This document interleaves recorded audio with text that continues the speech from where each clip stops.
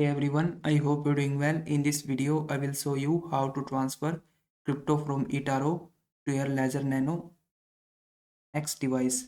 Now the first thing you need to do is open up your Etoro Money app and then click on this crypto option from the top bottom of your screen. Then from here you have to select the cryptocurrency that you're going to transfer. I'm transferring the BTC, so I will just click on BTC and then on the screen you have to click on this send button. After that, you just have to enter the wallet address from your Ledger Nano X device. So open up your Ledger Live app and then click on receive button. From here, you have to select the Bitcoin and then click on continue. And you have to connect and unlock your device. And you will be able to get your wallet address. After that, click on this copy button right next to your wallet address. And then go back to your eToro Money app and paste the wallet address in this area. And enter the amount, how much you are going to transfer. And then click on send. And once you do that, your cryptocurrency will be transferred from Etoro to your Ledger Nano X device.